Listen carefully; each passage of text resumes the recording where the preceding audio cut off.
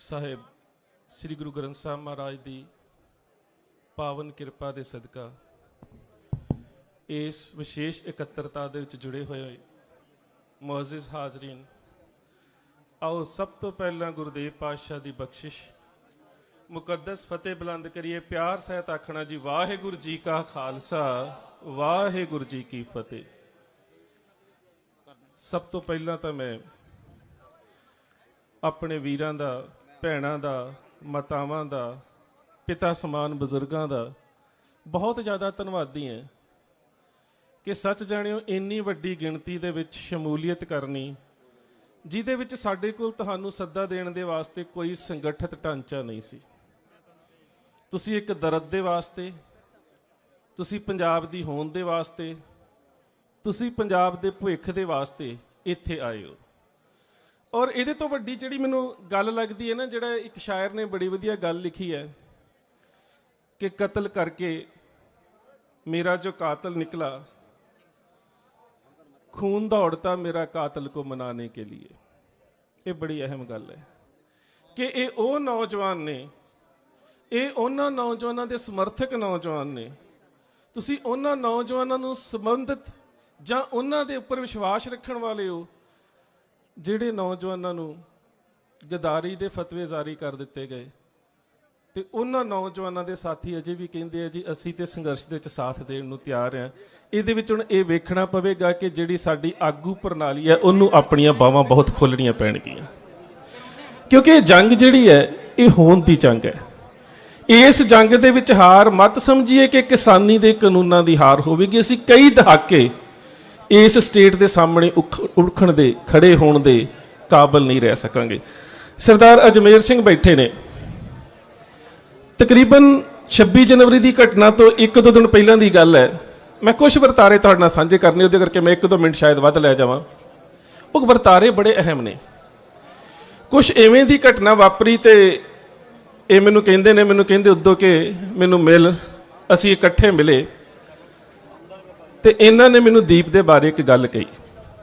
कहंदे उदों कि वेख, दीप सिद्धू दा सुभाਅ जज्बाती है, रिबेलीਅन नेचर है, बागी सुभाਅ दा है, पर एक गल का ख्याल रखी कि यह बेईमान ते धोखेबाज नहीं है। जज्बाती होना ते बागी होना ये मनुख के सुभाਅ हुंदे ने, ते धोखेबाज ते बेईमान होना ये औगण हुंदे ने। सो सुभाਅ ते औगण ये सानूं निखेड़ के वेखणे पैणगे जदों अज असीं इस संघर्ष दे विच अपने नौजवानों का, उस नौजवान आगू प्रणाली के प्रति जिहड़ा इन्ना प्यार वेखदे हैं। किते ना किते एक घाट जरूर रही है। लखे दे नाल, लखे सिधाणे दे नाल इस संघर्ष दे विच आरंभ दे विच जदों सारियां किसान जथेबंदियां नूं साथ देना शुरू किया, लुधियाणे एक मीटिंग दे विच मैं एक गल कही सी। मैं कहा लखे तू बहुत काम कर रहे हैं पिंडां दे विच, नौजवान वर्ग तैनूं प्यार करदा है, पर जिन्ना चिर तक तुसीं एक संगठित ढांचा नहीं पैदा करोगे, संगठित ढांचे वालियां ਜਿਹੜੀਆਂ ਜਥੇਬੰਦੀਆਂ ਹੁੰਦੀਆਂ ਨੇ ਉਹ ਕਦੀ ਸਾਡੇ ਵਰਗੇ ਬਿਲਕੁਲ ਖੁੱਲੇ ਤੇ ਵਿਅਕਤੀਗਤ ਵਿਚਰਨ ਵਾਲੇ ਲੋਕਾਂ ਨੂੰ ਜਗ੍ਹਾ ਨਹੀਂ ਦਿੰਦੀਆਂ। ਅੱਜ ਉਸ ਗੱਲ ਦੀ ਲੋੜ ਹੈ। ਅਗਲੀ ਗੱਲ ਆ ਜਾਂਦੀ ਹੈ ਜਿਹੜੀ ਸਭ ਤੋਂ ਅਹਿਮ ਗੱਲ ਹੈ ਕਿ ਆਗੂ ਪ੍ਰਣਾਲੀ ਦਾ ਕਿਰਦਾਰ ਕਿੰਨਾ ਉੱਚਾ ਹੋਣਾ ਚਾਹੀਦਾ ਹੈ। ਚੱਲ ਰਹੇ ਸੰਘਰਸ਼ ਦੇ ਵਿੱਚ ਜਿੰਨਾ ਚਿਰ ਸੰਘਰਸ਼ ਦਾ ਕੋਈ ਨਿਰਣਾਇਕ ਅੰਤ ਨਾ ਹੋਵੇ उन्ना चिर तक कदी भी इस डिसीजन के उपर नहीं पहुंचा जा सकता कि सरदार कौन है ते गद्दार कौन है।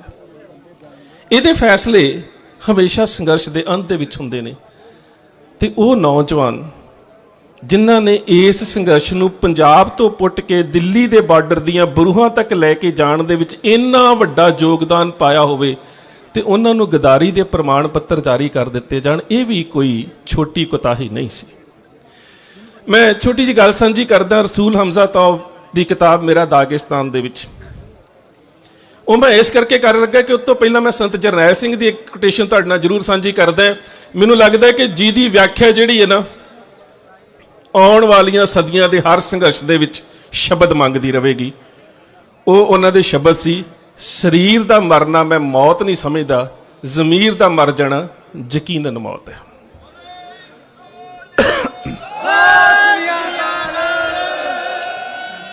ਉਹ ਗੱਲ ਜ਼ਰੂਰੀ ਕਿਉਂ ਹੈ?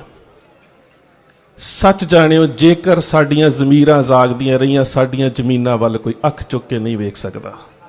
ਤੇ ਜੇ ਜ਼ਮੀਰਾਂ ਮਾਰ ਕੇ ਜ਼ਮੀਨਾਂ ਰੱਖਣੀਆਂ ਨੇ ਤੇ ਫਿਰ ਇਤਿਹਾਸ 'ਚ ਸਾਨੂੰ ਬਹੁਤ ਮੌਕੇ ਮਿਲੇ ਨੇ, ਬਹੁਤ ਮੌਕੇ ਮਿਲੇ ਨੇ। ਇਮਾਮ ਸ਼ਮੀਲ ਲੜਦਾ ਰਿਹਾ ਆਪਣੀ ਜ਼ਮੀਨ ਦੇ ਵਾਸਤੇ, ਲੜਦਾ ਰਿਹਾ ਆਪਣੇ ਕਬੀਲੇ ਦੇ ਵਾਸਤੇ, ਲੜਦਾ ਰਿਹਾ ਆਪਣੇ ਲੋਕਾਂ ਦੇ ਵਾਸਤੇ। ਤੇ ਜਿਸ ਵੇਲੇ ਆਪਣੀ ਆਖਰੀ ਜੰਗ ਲੜ ਰਿਹਾ ਸੀ, ਰੂਸ ਦੇ ਜ਼ਾਰ ਦਾ ਜਰਨੈਲ ਬਿਰਿਆਤਿੰਸਕੀ ਉਸ ਦੇ ਸਾਹਮਣੇ ਸੀ। ਬੜੀ ਭਿਆਨਕ ਜੰਗ ਹੋਈ। ਅਖੀਰ ਇੱਕ ਗਦਾਰ ਨੇ ਧੋਖਾ ਕੀਤਾ ਤੇ ਇਮਾਮ ਸ਼ਮੀਲ ਦੀ ਪਿੱਠ ਦੇ ਵਿੱਚ ਖੰਜਰ ਮਾਰ ਦਿੱਤਾ। ਇਮਾਮ ਸ਼ਮੀਲ ਝੁਕਿਆ ਪਿਆ, ਉਹਦੇ ਸਾਹਮਣੇ ਜੇਤੂ ਜਰਨੈਲ ਬਿਰਿਆਤਿੰਸਕੀ, ਜਿਸ ਨੇ ਜਿੱਤ ਜਾਣਾ। ਤੇ ਬਿਰਿਆਤਿੰਸਕੀ ਉਸ ਨੂੰ ਪਤਾ ਕੀ ਕਹਿੰਦਾ? ਕਹਿੰਦਾ, ਇਮਾਮ ਸ਼ਮੀਲ ਮੈਂ ਤੇ ਹੈਰਾਨ ਆ, ਓਏ ਤੂੰ ਇਹਨਾਂ ਪੱਥਰਾਂ ਦੇ ਕਰਕੇ ਲੜਦਾ ਰਿਹਾ, ਇਹ ਤਾਂ ਜ਼ਰਖੇਜ਼ ਜ਼ਮੀਨ ਹੈ ਹੀ ਨਹੀਂ। ਤੂੰ ਇਹਨਾਂ ਪੱਥਰਾਂ ਦੇ ਕਰਕੇ ਲੜਦਾ ਰਿਹਾ, ਇਸ ਜ਼ਮੀਨ ਚੋਂ ਮਿਲਣਾ ਕੀ ਸੀ? ਤੂੰ ਤੇ ਮੂਰਖ ਹੈ।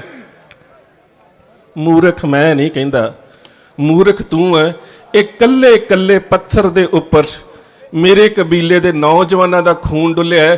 ਮੈਂ ਇਸ ਪਥਰੀਲੀ ਜ਼ਮੀਨ ਕਰਕੇ ਨਹੀਂ, ਆਪਣੇ ਖੂਨ ਦੀ ਜ਼ਮੀਰ ਕਰਕੇ ਲੜ ਰਿਹਾ।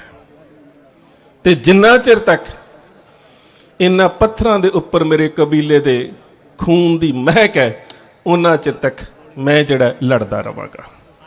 ਅਖੀਰ ਦੇ ਵਿੱਚ ਗਰਦਾਰੀ ਤੇ ਸਰਦਾਰੀ। ਉਹ ਕਹਿੰਦਾ, ਹੁਣ ਤੇ ਤੇਰਾ ਅੰਤ ਹੋ ਗਿਆ, ਹੁਣ ਤੇ ਤੂੰ ਕਬਰ 'ਚ ਹੀ ਪੈਣਾ ਹੈ ਨਾ। ਕਹਿੰਦਾ, ਬੇਸ਼ੱਕ ਕਬਰ 'ਚ ਪੈ ਜਾਵਾਂ, ਪਰ ਇੱਕ ਗੱਲ ਯਾਦ ਰੱਖੀ ਬਿਰਿਆਤਿੰਸਕੀ, ਕਬਰ ਦੇ ਵਿੱਚ ਪੈਣ ਤੋਂ ਬਾਅਦ ਵੀ ਮੇਰੀ ਪਿੱਠ ਤਾਂ ਸਿੱਧੀ ਹੋ ਜਾਵੇਗੀ, ਪਰ ਤੂੰ ਗਦਾਰੀ ਦੇ ਕਰਕੇ ਮੈਨੂੰ ਮਾਰਿਆ ਹੈ, ਇਸ ਕਰਕੇ ਤੇਰੀਆਂ ਨਜ਼ਰਾਂ ਸਾਰੀ ਉਮਰ ਸਿੱਧੀਆਂ ਨਹੀਂ ਹੋ ਸਕਦੀਆਂ, ਤੂੰ ਸਿੱਧਾ ਨਹੀਂ ਹੋ ਸਕਦਾ। ਇਹ ਸਾਨੂੰ ਇਤਿਹਾਸ ਦੇ ਵਿੱਚ ਬਹੁਤ ਵਾਰੀ ਮਿਲਿਆ ਹੈ ਕਿ ਸਾਡੇ ਆਗੂਆਂ ਨੇ ਜ਼ਮੀਨਾਂ ਤੋਂ ਉੱਪਰ ਉੱਠ ਕੇ ਜਦੋਂ ਜ਼ਮੀਰ ਦੀ ਗੱਲ ਕੀਤੀ ਹੈ ਤਾਂ ਅਸੀਂ ਰਾਜ ਨੂੰ ਸਿਰਜਿਆ। ਜਿਸ ਵੇਲੇ ਅਹਿਮਦ ਸ਼ਾਹ ਅਬਦਾਲੀ ਸਿੱਖਾਂ ਦੇ ਕੋਲੋਂ ਹਾਰ ਗਿਆ, ਆ ਤੁਹਾਡੇ ਨੇੜੇ ਦਾ ਇਲਾਕਾ ਵੱਡਾ ਘੱਲੂ ਘਰ ਆ, ਜਿਸ ਦੇ ਵਿੱਚ ਸਾਡਾ ਇੰਨਾ ਵੱਡਾ ਕਤਲੇਆਮ ਹੋਇਆ ਕਿ ਸਾਡੇ ਇਤਿਹਾਸਕ ਸਰੋਤਾਂ ਦੇ ਵਿੱਚ ਇਹ ਗੱਲ ਲਿਖਣੀ ਪੈ ਗਈ ਕਿ ਲੋਕ ਕਹੇ ਸਿੰਘ ਸਭ ਗਿਆ ਮਾਰਾ, ਖੱਪਿਓ 50 ਔਰ ਖੱਪ ਗਿਓ ਸਾਰਾ। ਬੜੇ ਮਾਰੇ ਗਏ ਨੇ, ਕੁਝ ਨੇਤਾ ਬਚੇ ਨੇ, ਕੁਝ ਆਗੂ ਬਚੇ ਨੇ। ਤੇ ਉਸ ਤੋਂ ਬਾਅਦ ਅਹਿਮਦ ਸ਼ਾਹ ਅਬਦਾਲੀ ਨੇ ਆਪਣਾ ਇੱਕ ਕਾਸਦ ਨਾਨੂ ਸਿੰਘ ਗਰੇਵਾਲ ਦੇ ਨਾਲ ਸਿੱਖਾਂ ਦੇ ਕੋਲ ਭੇਜਿਆ ਸਮਝੌਤੇ ਦੇ ਵਾਸਤੇ।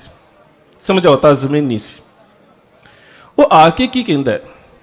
ਕਹਿੰਦਾ ਕਿ ਮੈਂ ਅਹਿਮਦ ਸ਼ਾਹ ਅਬਦਾਲੀ ਦਾ ਕਾਸਦ, ਮੈਸੰਜਰ, ਸੁਨੇਹਾ ਲੈ ਕੇ ਆਇਆ, ਤੁਹਾਡੀ ਜਾਨ ਨੂੰ ਕੋਈ ਖਤਰਾ ਨਹੀਂ, ਤੁਸੀਂ ਇੱਥੇ ਜ਼ਿੰਦਗੀ ਬਸਰ ਕਰ ਸਕਦੇ ਹੋ। ਬਸ ਜਦੋਂ 6 ਛਮਾਹੀ ਸਾਡਾ ਸ਼ਾਹ ਆਵੇ ਨਾ, ਜਦੋਂ ਸਾਡਾ ਬਾਦਸ਼ਾਹ ਆਵੇ, ਤੇ ਤੁਸੀਂ ਕਣਕ, ਬਾਜਰਾ, ਗਵਾਰਾ, ਮੱਕੀ, ਮੋਠ, ਜੋ ਇੱਥੇ ਫਸਲ ਹੁੰਦੀ ਸੀ, ਉਹ ਨਜ਼ਰਾਨੇ ਦੇ ਰੂਪ ਦੇ ਵਿੱਚ ਦੇ ਦਿਆ ਕਰੋ, ਤੇ ਤੁਸੀਂ ਇੱਥੇ ਵਧੀਆ ਜ਼ਿੰਦਗੀ ਜੀ ਸਕਦੇ ਹੋ। ਇਹੀ ਅੱਜ ਸਾਨੂੰ ਕਾਰਪੋਰੇਟ ਘਰਾਣੇ ਦੀ ਇਹੀ ਚੁਣੌਤੀ ਹੈ ਨਾ ਜੀ। ਖੇਤੀ ਕਰ ਸਕਦੇ ਹੋ, ਦੇਣੀ ਸਾਨੂੰ ਹੈ, ਇਹੀ ਹੈ ਨਾ। ਜ਼ਮੀਨ ਤੇ ਜ਼ਮੀਰ ਦਾ ਅੰਤਰ। ਸਿੱਖਾਂ ਦੇ ਜਥੇਦਾਰ ਬੈਠੇ ਨੇ, ਸਰਦਾਰ ਚੜ੍ਹ ਸਿੰਘ ਬੈਠੇ ਨੇ, ਸਰਦਾਰ ਹਰੀ ਸਿੰਘ ਬੈਠੇ ਨੇ, ਦੋਵੇਂ ਜੱਸਾ ਸਿੰਘ ਬੈਠੇ ਨੇ, ਕਰਮ ਸਿੰਘ ਬੈਠੇ ਨੇ, ਬਹਿ ਕੇ ਮਸ਼ਵਰਾ ਕੀਤਾ। ਤੇ ਮਸ਼ਵਰਾ ਕਰਨ ਤੋਂ ਬਾਅਦ ਅਹਿਮਦ ਸ਼ਾਹ ਅਬਦਾਲੀ ਦੇ ਕਾਸਦ ਦੇ ਹੱਥ ਜਿਹੜਾ ਸੁਨੇਹਾ ਭੇਜਿਆ ਨਾ, ਤੇ ਮਸ਼ਵਰੇ ਵਿੱਚ ਵੀ ਗੱਲਾਂ ਬਾਤਾਂ ਹੋਈਆਂ। ਸਸਤਾ ਸੌਦਾ ਹੈ, ਹੋ ਸਕਦਾ ਹੈ ਕੱਲ ਨੂੰ ਕਾਰਪੋਰੇਟ ਘਰਾਣੇ ਜ਼ਮੀਨ ਦੇ ਉੱਪਰ ਆ ਜਾਣ ਨਾ, ਤੇ ਸਾਨੂੰ ਵੀ ਲੱਗੇ ਯਾਰ ਪਹਿਲਾਂ ਤਾਂ ਅਸੀਂ 1 ਕਿੱਲੇ ਦਾ ਠੇਕਾ 50,000 ਲੈਂਦੇ ਸੀ, ਹੁਣ ਵੱਧ ਮਿਲ ਰਿਹਾ ਹੈ।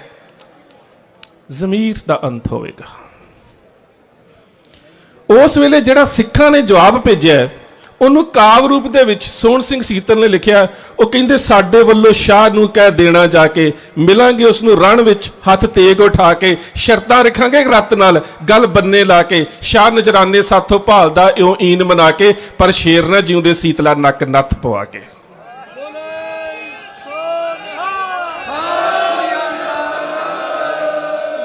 ਜੰਗ ਜ਼ਮੀਰਾਂ ਦੀ ਵੀ ਹੈ, ਤੇ ਉਹਦੇ ਵਿੱਚ ਆਗੂ ਨੇ ਆਪਣੀ ਭੂਮਿਕਾ ਨਿਭਾਉਣੀ ਹੈ।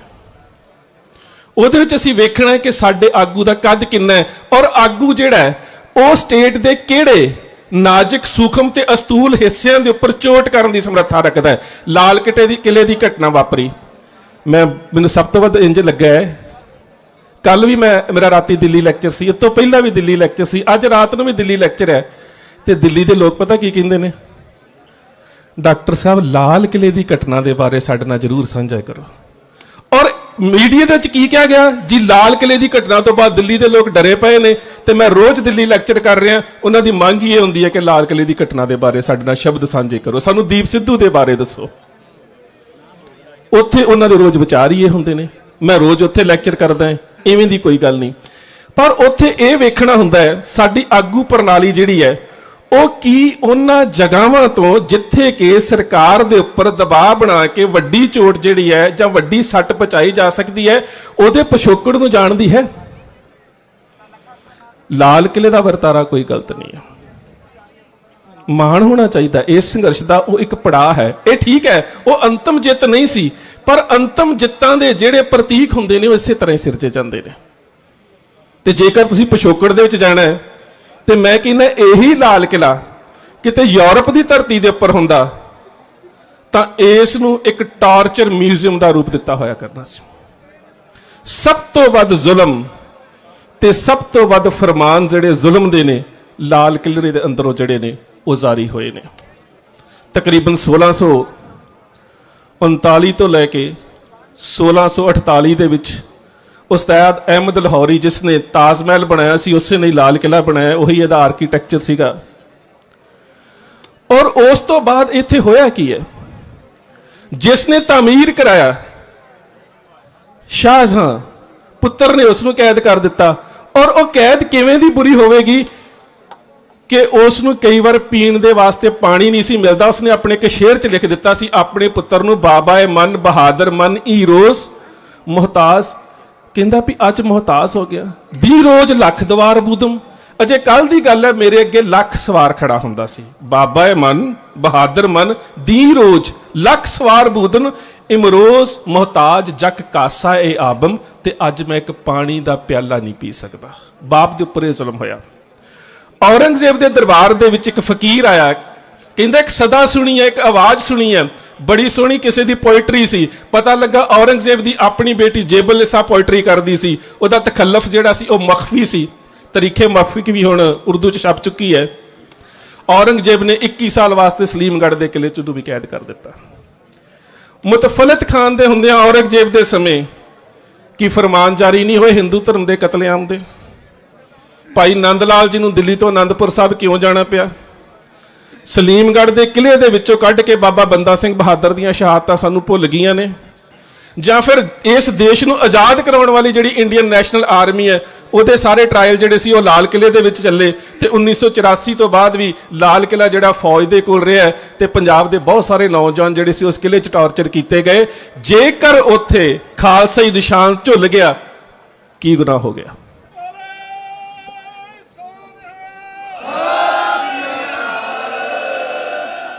ਮੈਂ ਕਹਿੰਦਾ ਹੈਰਾਨ ਹੋ ਗਏ ਅਸੀਂ, ਸਾਡੀ ਆਗੂ ਪ੍ਰਣਾਲੀ ਜਿਹੜੀ ਹੈ ਉਹ ਕਿਉਂ ਇਹਨਾਂ ਤੱਥਾਂ ਤੋਂ ਵਾਕਿਫ ਨਹੀਂ ਸੀ ਕਿ ਇਹਦੇ ਨਾਲ ਤਾਂ ਸਰਕਾਰ ਦੇ ਉੱਪਰ ਇੱਕ ਦਬਾਅ ਪੈਦਾ ਕੀਤਾ ਜਾ ਰਿਹਾ ਸੀ। ਮੇਰੇ ਤੋਂ ਪਹਿਲਾਂ ਇੱਕ ਹਿੰਦੂ ਵੀਰ ਬੋਲ ਕੇ ਗਏ ਨੇ, ਕਹਿੰਦੇ ਸਾਨੂੰ ਮਾਣ ਮਹਿਸੂਸ ਹੁੰਦਾ ਹੈ ਕਿ ਲਾਲ ਕਿਲੇ ਦੇ ਉੱਪਰ ਖਾਲਸਾਈ ਨਿਸ਼ਾਨ ਸਾਹਿਬ ਝੁੱਲਿਆ। ਤੇ ਉਹ ਕਿਹੜੇ ਲੋਕ ਨੇ ਜਿਹੜੇ ਕਹਿੰਦੇ ਸੰਘਰਸ਼ ਦੇ ਵਿੱਚੋਂ ਧਰਮ ਤੇ ਨਿਸ਼ਾਨ ਸਾਹਿਬ ਨੂੰ ਬਾਹਰ ਲੈ ਕੇ ਚਲੇ ਜਾਓ? ਇਹ ਸਾਨੂੰ ਸੋਚਣਾ ਤਾਂ ਪਵੇਗਾ ਨਾ। ਪਰ ਫਿਰ ਵੀ ਸਾਡਾ ਜਿਹੜਾ ਅਹਿਮ ਪੱਖ ਹੈ ਉਹ ਇਹੀ ਬਣਦਾ ਹੈ ਕਿ ਇਹ ਸੰਘਰਸ਼ ਅਸੀਂ ਜਿੱਤਣਾ ਜ਼ਰੂਰ ਹੈ। ਠੀਕ ਹੈ, ਸਾਡੀ ਆਗੂ ਪ੍ਰਣਾਲੀ ਦੇ ਨਾਲ ਕਿਤੇ ਨਾ ਕਿਤੇ ਨਿਰਾਸ਼ਤਾ ਹੈ, ਨਾਰਾਜ਼ਗੀ ਹੈ। ਜਿੱਤਣਾ ਅਸੀਂ ਇਸ ਕਰਕੇ ਹੈ ਕਿ ਕੇਵਲ ਸੰਘਰਸ਼ ਉਹਨਾਂ ਦਾ ਨਹੀਂ ਹੈ, ਇਹ ਸਾਡਾ ਸਾਰਿਆਂ ਦਾ ਹੈ। ਇਹ ਸਾਰਿਆਂ ਦੀ ਸਾਂਝੀ ਜੰਗ ਹੈ। ਇਹ ਪੰਜਾਬ ਦੀ ਹੋਂਦ ਦੀ ਗੱਲ ਹੈ, ਇਹ ਪੰਜਾਬ ਦੀ ਖੁਦ ਮੁਖਤਿਆਰੀ ਦੀ ਗੱਲ ਹੈ, ਇਹ ਸਾਡੀਆਂ ਜ਼ਮੀਨਾਂ ਦੀ ਗੱਲ ਹੈ, ਇਹ ਸਾਡੀਆਂ ਜ਼ਮੀਰਾਂ ਦੀ ਗੱਲ ਹੈ। ਔਰ ਦੂਜੀ ਗੱਲ ਹੈ ਕਿ ਹੁਣ ਤੱਕ ਅਸੀਂ ਇਸ ਦੇ ਵਿੱਚ 300 ਤੋਂ ਵੱਧ ਜਾਨਾਂ ਗਵਾ ਚੁੱਕੇ ਹਾਂ। ਬੇਸ਼ੱਕ ਜਦੋਂ ਅਸੀਂ ਸ਼ਹਾਦਤ ਦੇ ਪੈਰਾਮੀਟਰ ਦੀ ਗੱਲ ਕਰਾਂਗੇ ਨਾ, ਉਹਦੇ ਵਿੱਚ ਸਾਡਾ ਇੱਕ ਸ਼ਹੀਦ ਹੈ ਭਾਈ ਨਵਰੀਤ ਸਿੰਘ। ਤੇ ਪਹਿਲੇ ਦਿਨ ਤੇ ਇਹ ਵੀ ਕਹਿ ਦਿੱਤਾ ਗਿਆ ਸੀ ਕਿ ਉਧਰੋਂ ਦੀ ਆਉਣ ਵਾਲੇ ਵੀ ਸ਼ਰਾਰਤੀ ਅਨਸਰ ਨੇ। ਖੈਰ ਇਹ ਗੱਲ ਵੱਖਰੀ ਹੈ। ਭਾਈ ਨਵਰੀਤ ਸਿੰਘ ਇਸ ਸੰਘਰਸ਼ ਦਾ ਮੋਢੀ ਸ਼ਹੀਦ ਹੈ। ਔਰ ਇਨ੍ਹਾਂ ਹੀ ਜਥੇਬੰਦੀਆਂ ਦੇ ਮੁਤਾਬਕ 1200 ਤੋਂ 1500 ਕਰੋੜ ਦਾ ਖਰਚ, ਜਾਨੀ ਤੇ ਮਾਲੀ ਨੁਕਸਾਨ, ਤੇ ਉਹਦੇ ਬਾਵਜੂਦ ਜੇ ਅਸੀਂ ਸੰਘਰਸ਼ ਦੇ ਵਿੱਚੋਂ ਕੋਈ ਪ੍ਰਾਪਤੀ ਨਹੀਂ ਕੱਢਦੇ ਤਾਂ ਮੇਰੇ ਖਿਆਲ ਦੇ ਨਾਲ ਇਹ ਸਾਡੇ ਵਾਸਤੇ ਇੱਕ ਇਵੇਂ ਦਾ ਘਾਟੇਵੰਦ ਸੌਦਾ ਹੋਵੇਗਾ ਕਿ ਆਉਣ ਵਾਲੇ ਦਹਾਕਿਆਂ ਦੇ ਵਿੱਚ ਸਾਨੂੰ ਇਸ ਦੇਸ਼ ਦੇ ਵਿੱਚ ਇਸ ਸਟੇਟ ਦੇ ਖਿਲਾਫ ਲੜਨਾ ਬਹੁਤ ਔਖਾ ਹੋ ਜਾਵੇਗਾ। ਸੋ ਪਹਿਲੀ ਗੱਲ ਤਾਂ ਇਹ ਹੈ ਕਿ ਅਸੀਂ ਵੱਧ ਤੋਂ ਵੱਧ, ਬੇਸ਼ੱਕ ਨਾਰਾਜ਼ਗੀਆਂ ਨੇ, ਨਿਰਾਸ਼ਤਾਵਾਂ ਨੇ, ਪਰ ਅਸੀਂ ਵੱਧ ਤੋਂ ਵੱਧ ਜਿਹੜਾ ਉਹ ਆਗੂ ਪ੍ਰਣਾਲੀ ਨੂੰ ਮਜਬੂਰ ਕਰਨਾ ਹੈ ਕਿ ਉਹ ਕਿਸੇ ਵੀ ਤਰ੍ਹਾਂ ਦੇ ਨਾਲ ਇਵੇਂ ਦਾ ਸਮਝੌਤਾ ਨਾ ਕਰਨ ਜਿਹਦੇ ਨਾਲ ਪੰਜਾਬ ਦੇ ਜਿਹੜੇ ਹਿੱਤ ਆ ਉਹ ਸੁਰੱਖਿਅਤ ਨਾ ਰਹਿਣ, ਕਿਉਂਕਿ ਸਾਨੂੰ ਮਹਿਸੂਸ ਕਰਵਾਉਣਾ ਪਵੇਗਾ ਉਹਨਾਂ ਨੂੰ ਕਿ ਆਗੂ ਹੁੰਦੇ ਕਿਵੇਂ ਦੇ ਨੇ, ਆਗੂ ਕਿਵੇਂ ਦੇ ਹੁੰਦੇ ਨੇ, ਆਗੂ ਦੀ ਜ਼ਿੰਮੇਵਾਰੀ ਕੀ ਹੁੰਦੀ ਹੈ, ਆਗੂ ਦੀ ਪਰਿਭਾਸ਼ਾ ਕੀ ਹੁੰਦੀ ਹੈ, ਆਗੂ ਕਿਸ ਤਰ੍ਹਾਂ ਦੇ ਨਾਲ ਲਹਿਰ ਦੇ ਵਿੱਚ ਮੂਵਮੈਂਟ ਨੂੰ ਸੰਭਾਲਦਾ ਹੈ। ਇਸ ਤਰ੍ਹਾਂ ਕਦੀ ਨਹੀਂ ਹੋਇਆ ਜਿਸ ਤਰ੍ਹਾਂ ਦੇ ਨਾਲ ਇੰਜ ਹੋਇਆ। ਮੈਂ ਤੁਹਾਨੂੰ ਇੱਕ ਬੇਨਤੀ ਕਰਾਂ, ਸਮੁੰਦਰ ਬਣਦਾ ਹੈ, ਸਮੁੰਦਰ ਦੇ ਵਿੱਚ ਨਦੀਆਂ ਆਉਂਦੀਆਂ ਨੇ, ਨਾਲੇ ਆਉਂਦੇ ਨੇ, ਦਰਿਆ ਪੈਂਦੇ ਨੇ, ਬੜੇ ਵਹਾਅ ਪੈਂਦੇ ਨੇ, ਸਮੁੰਦਰ ਇੱਕ ਵਿਸ਼ਾਲ ਰੂਪ ਧਾਰਨ ਕਰਦਾ ਹੈ। ਇਸੇ ਤਰ੍ਹਾਂ ਸੰਘਰਸ਼ ਨੇ ਇੱਕ ਵਿਸ਼ਾਲ ਰੂਪ ਧਾਰਨ ਕੀਤਾ ਸੀ। ਉਹਦੇ ਅੰਦਰੋਂ ਉੱਠਦੀ ਮੌਜ ਕਈ ਵਾਰੀ ਕਿਨਾਰਿਆਂ ਦੀ ਆਪਣੀ ਮਰਿਆਦਾ ਨੂੰ ਦੂੜ ਕੇ ਤੋੜ ਵੀ ਚਲੀ ਜਾਂਦੀ ਹੈ। ਸਮੁੰਦਰ ਉਹਦੇ ਨਾਲ ਰਿਸ਼ਤਾ ਨਹੀਂ ਤੋੜਦਾ, ਪਰ ਜੇਕਰ ਰਿਸ਼ਤਾ ਤੋੜ ਦਿੰਦਾ ਹੈ ਤੇ ਫਿਰ ਕਈ ਵਾਰੀ ਉਹ ਜਿਹੜੀ ਲਹਿਰ ਹੈ ਉਹ ਤਾਂ ਆਜ਼ਾਦ ਰੁਖ ਅਖਤਿਆਰ ਕਰ ਜਾਂਦੀ ਹੈ, ਸਮੁੰਦਰ ਦੇ ਨਾਲ ਉਹ ਰਿਸ਼ਤਾ ਟੁੱਟ ਜਾਂਦਾ ਹੈ। ਇੱਥੇ ਹੁਣ ਵੱਖਰਾ ਰੂਪ ਸਿਰਜਿਆ ਗਿਆ ਹੈ ਔਰ ਉਸ ਰੂਪ ਨੂੰ ਸਿਰਜਣ ਦੇ ਵਾਸਤੇ ਆਗੂ ਪ੍ਰਣਾਲੀ ਨੂੰ ਆਪਣੀ ਜ਼ਿੰਮੇਵਾਰੀ ਨਿਭਾਉਣ ਦੀ ਲੋੜ ਹੈ। ਕਦੀ ਵੀ ਚੱਲਦੇ ਸੰਘਰਸ਼ ਦੇ ਵਿੱਚ ਜਜ਼ਬਾਤੀ ਵਹਿਣ ਦੇ ਵਿੱਚ ਆ ਕੇ ਜਦੋਂ ਨੌਜਵਾਨ ਜਿਹੜੇ ਨੇ ਉਹ ਸਰਕਾਰ ਦੇ ਨਾਲ ਵੱਡੇ ਪੱਧਰ ਦੇ ਉੱਪਰ ਟਕਰਾਅ ਲੈ ਲੈਂਦੇ ਨੇ, ਕਦੀ ਵੀ ਉਹਨਾਂ ਨੂੰ ਡਿਸਆਨ ਨਹੀਂ ਕਰਨਾ ਚਾਹੀਦਾ। ਮੈਂ ਤੁਹਾਨੂੰ ਇਤਿਹਾਸ 'ਚੋਂ ਮਿਸਾਲ ਦਿੰਦਾ, ਕਾਨੂੰਨ ਦਾ ਛੋਟਾ ਘੱਲੂਘਾਰਾ 15,000 ਸਿੱਖ ਸ਼ਹੀਦ ਹੋਏ ਨੇ ਨਾ, ਮੈਨੂੰ ਇੱਕ ਵੀ ਸਰੋਤ ਦੱਸ ਦਿਓ ਸਿੱਖ ਇਤਿਹਾਸ ਦਾ। ਜੇ ਅੱਜ ਵਰਗੇ ਇਤਿਹਾਸਕਾਰ ਹੁੰਦੇ, ਅੱਜ ਵਰਗੇ ਆਗੂ ਹੁੰਦੇ, ਪਤਾ ਕੀ ਕਹਿਣਾ ਸੀ ਜੀ, ਰੋੜੀ ਸਾਹਿਬ ਵਿਖੇ ਲਖਪਤ ਰਾਏ ਦੇ ਭਰਾ ਜਸਪਤ ਰਾਏ ਦਾ ਸਿਰ ਜਿਹੜਾ ਨਾ ਨਿਭਾਊ ਸਿੰਘ ਨੂੰ ਵੱਢਣਾ ਨਹੀਂ ਸੀ ਚਾਹੀਦਾ, ਨਹੀਂ ਤੇ ਸਾਡਾ 15,000 ਨਹੀਂ ਸੀ ਮਰਨਾ। ਬਈ ਗੱਲ ਜ਼ਮੀਰਾਂ ਦੀ ਸੀ, ਗੱਲ ਜ਼ਮੀਰਾਂ ਦੀ ਸੀ। ਸਿੱਖਾਂ ਨੇ ਔਨ ਕੀਤਾ, ਕੋਈ ਗੱਲ ਨਹੀਂ, ਫਿਰ ਕੀ ਹੋਇਆ, ਨਿਭਾਊ ਸਿੰਘ ਨੇ ਜੇ ਜਸਪਤ ਰਾਏ ਦਾ ਸਿਰ ਵੱਢ ਦਿੱਤਾ, ਸਾਡਾ ਪੁੱਤਰ ਆ। ਆਗੂ ਇੰਚ ਤੇ ਹੁੰਦੇ ਨੇ। ਜਿਸ ਵੇਲੇ ਐਸੇ ਹੀ ਵੱਡੇ ਘੱਲੂਘਾਰੇ ਦੇ ਵਿੱਚ ਜੱਸਾ ਸਿੰਘ ਆਹਲੂਵਾਲੀਆ ਘੇਰਿਆ ਗਿਆ ਤੇ ਸਰਦਾਰ ਗੁਰਮੁਖ ਸਿੰਘ ਨੇ ਸੋਚਿਆ ਕਿ ਇਹਨੂੰ ਬਾਹਰ ਕੱਢ ਦੇਵਾਂ, ਇਹਦੇ ਘੋੜੇ ਨੂੰ ਬਾਹਰ ਕੱਢ ਦੇਵਾਂ। ਜਦੋਂ ਨੇ ਕਿਰਪਾਨ ਦੇ ਮਿਆਨ ਦੇ ਨਾਲ ਛੇੜਨ ਦੀ ਕੋਸ਼ਿਸ਼ ਕੀਤੀ ਨਾ, ਤੇ ਜੱਸਾ ਸਿੰਘ ਆਹਲੂਵਾਲੇ ਨੇ ਪਤਾ ਕੀ ਕਿਹਾ ਸੀ, ਕਹਿੰਦਾ ਬਸ ਕਰ ਗੁਰਮੁਖ ਸਿਆ, ਮੇਰੇ ਘੋੜੇ ਨੂੰ ਘੇਰੇ ਚੋਂ ਬਾਹਰ ਨਾ ਕੱਢੀ। ਕਹਿੰਦਾ ਪਾਤਸ਼ਾਹ ਸਲਾਮਤ, ਕਿਉਂ? ਕਹਿੰਦਾ ਇਸ ਕਰਕੇ ਸਿੰਘ ਸੁਨੇ ਹਮਕੋ ਕਰੇ ਠੱਠਾ, ਘੋੜਾ ਕੁਧਾਏ ਜੱਸਾ ਸਿੰਘ ਨੱਠਾ। ਲੋਕੀ ਕਿਤੇ ਇਹ ਨਾ ਸਮਝ ਲੈਣ ਕਿ ਸ਼ਾਇਦ ਮੈਦਾਨੇ ਜੰਗ 'ਚ ਮੌਤ ਚੋਂ ਡਰਦਾ ਜੱਸਾ ਸਿੰਘ ਘੋੜਾ ਨਠਾ ਕੇ ਨੱਸ ਗਿਆ ਸੀ। ਕਿਆ ਮੁਖ ਲਾਏ ਬੈਠੇ ਦੀਵਾਨ, ਕਰੇ ਸਿੱਖ ਮਸ਼ਕਰੀ ਆਮ, ਪੰਥ ਹਮਕੋ ਪਾਤਸ਼ਾਹ ਬਣਾਇਓ, ਤੁਮ ਚਾਹਤ ਗੀਦੀਏ ਖਵਾਇਓ।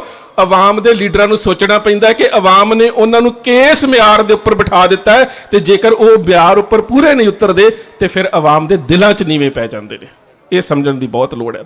ਬਹੁਤ ਕੁਝ ਉੱਥੇ ਹੋ ਰਿਹਾ, ਮੈਂ ਵਕਤ ਥੋੜਾ ਜ਼ਿਆਦਾ ਲੈ ਗਿਆ, ਖਿਮਾ ਦਾ ਜਾਚਕ, ਬਹੁਤ ਵਰਤਾਰੇ ਰੋਜ਼ ਵਾਪਰਦੇ ਨੇ। ਕਿਸਾਨ ਮਜ਼ਦੂਰ ਸੰਘਰਸ਼ ਕਮੇਟੀ ਦੀ ਸਟੇਜ ਦੇ ਉੱਪਰ ਸੰਘ ਦੇ ਵੱਲੋਂ ਹਮਲਾ ਕੀਤਾ ਗਿਆ, ਔਰ ਤੁਸੀਂ ਹੈਰਾਨ ਹੋਵੋਗੇ ਕਿ ਜਿਸ ਦਿਨ ਅਸੀਂ ਭਾਈ ਨਵਰੀਤ ਸਿੰਘ ਦੀ ਸ਼ਹਾਦਤ ਦਾ ਦਿਹਾੜਾ ਮਨਾ ਰਹੇ ਸੀ, ਉਸ ਵੇਲੇ ਜਿਹੜਾ ਸੀਗਾ ਉਹ ਸੰਘ ਦੇ ਵੱਲੋਂ ਨਾਅਰੇ ਲਾਏ ਜਾ ਰਹੇ ਸੀ, RSS ਦੇ ਵੱਲੋਂ, ਪੁਲਿਸ ਪ੍ਰਸ਼ਾਸਨ ਦੇ ਵੱਲੋਂ ਮਿਲ ਕੇ ਉੱਥੇ ਵੱਡੇ ਵੱਡੇ ਸਪੀਕਰ ਲਾਏ ਸੀਗੇ। ਮੈਨੂੰ ਇੱਕ ਵੀਰ ਨੇ ਸਵਾਲ ਕੀਤਾ, ਕਹਿੰਦਾ ਕਿ ਕਦੋਂ ਜਾਣਗੇ? ਮੈਂ ਕਿਹਾ ਸਾਡਾ ਪ੍ਰੋਗਰਾਮ ਤੇ ਨਿਰਵਿਘਨ ਜਾਣ ਚੱਲ ਰਿਹਾ ਹੈ, ਆਪੇ ਚਲੇ ਜਾਣਗੇ। ਫਿਰ ਕਹਿੰਦਾ ਨਹੀਂ ਕੋਈ ਪ੍ਰਤੀਕਰਮ ਕੀ? ਤੇ ਮੈਨੂੰ ਇੱਕ ਵੀਰ ਦੀ ਗੱਲ ਯਾਦ ਆ ਗਈ, ਕਹਿੰਦੇ ਉਹ ਰੋਜ਼ ਹੀ ਆ ਜਾਂਦੇ ਨੇ, ਰੋਜ਼ ਆਪਣਾ ਇੱਕ ਡੀਜ਼ੇ ਦੇ ਉੱਪਰ ਗੱਡੀ ਤੇ ਡੀਜ਼ੇ ਰੱਖ ਕੇ ਆ ਜਾਂਦੇ ਨੇ, ਉਧਰੋਂ ਸਮਾਗਮ ਚੱਲ ਰਿਹਾ ਹੁੰਦਾ, ਉਧਰ ਆਪਣੀ ਉੱਚੀ ਆਵਾਜ਼ ਕਰ ਦਿੰਦੇ ਨੇ, ਤੇ ਜਦੋਂ ਆਪਣਾ ਸਮਾਗਮ ਖਤਮ ਹੁੰਦਾ ਉਹ ਵੀ ਖਤਮ ਕਰਕੇ ਚਲੇ ਜਾਂਦੇ ਨੇ। ਤੇ ਮੈਂ ਇਹਨੂੰ ਜਵਾਬ ਦਿੱਤਾ, ਮੈਂ ਕਿਹਾ ਕੋਈ ਗਾਇਕ ਸੀ, ਉਹਨੇ ਇਕੱਲਾ ਹਾਰਮੋਨੀਅਮ ਰੱਖਿਆ ਸੀ। ਇੱਕ ਦਿਨ ਉਹਦੇ ਘਰ ਦੇ ਵਿੱਚ ਕੋਈ ਆ ਗਿਆ ਤੇ ਉਹਨੇ ਟਾਈਮ ਪੁੱਛਿਆ, ਕਹਿੰਦਾ ਸਾਡੇ ਘਰ ਘੜੀ ਹੈ ਨਹੀਂ। ਕਹਿੰਦਾ ਟਾਈਮ ਕਿੱਥੋਂ ਵੇਖਦਾ? ਕਹਿੰਦਾ ਹਾਰਮੋਨੀਅਮ ਤੋਂ। ਕਹਿੰਦਾ ਯਾਰ ਇਹ ਕਿਵੇਂ ਦੀ ਗੱਲ ਹੈ, ਲੋਕ ਘੜੀਆਂ ਤੋਂ ਟਾਈਮ ਵੇਖਦੇ ਨੇ, ਤੂੰ ਕਹਿੰਦਾ ਹਾਰਮੋਨੀਅਮ ਤੋਂ ਟਾਈਮ ਵੇਖਦਾ, ਉਹ ਕਿਸ ਤਰ੍ਹਾਂ? ਕਹਿੰਦਾ ਜਦੋਂ ਮੈਂ ਰਿਆਜ਼ ਕਰਦਾ ਰਾਤ ਨੂੰ ਨਾ, ਤੇ 10-11 ਵਜੇ ਤੋਂ ਬਾਅਦ ਆਪੇ ਗਵਾਂਢੀ ਗਾਲਾਂ ਕੱਢ ਕੇ ਕਹਿਣ ਡੈ ਪੈਂਦੇ ਨੇ ਵੀ ਹਰਾਮਜ਼ਾਦਿਆ ਬੱਸ ਕਰ, ਹੁਣ ਸਾਨੂੰ ਸੌਣ ਵੀ ਦੇ, 11 ਵੱਜ ਗਏ ਨੇ। ਸੋ ਉਹੀ ਹਾਲ ਉਹਨਾਂ ਦਾ। ਅਸੀਂ ਉਹਨਾਂ ਨੂੰ ਕਹਿੰਦੇ ਹੁੰਦੇ ਕਿ ਬੱਸ ਕਰੋ, ਹੁਣ ਤੁਸੀਂ ਜੋ ਕਰ ਲਿਆ ਅਸੀਂ ਕਰ ਲਿਆ, ਅਸੀਂ ਤਾਂ ਆਪਣਾ ਕਾਰਜਕ੍ਰਮ ਜਿਹੜਾ ਉਹ ਜਾਰੀ ਰੱਖਾਂਗੇ। ਸੋ ਅਸੀਂ ਇਸ ਸੰਘਰਸ਼ ਨੂੰ ਜਿਹੜਾ ਉਹ ਜਾਰੀ ਰੱਖਾਂਗੇ। ਇਹ ਸਾਡੇ ਵੀਰ ਲੱਖਾ ਸਿਧਾਣਾ, ਪਰਮਾਤਮਾ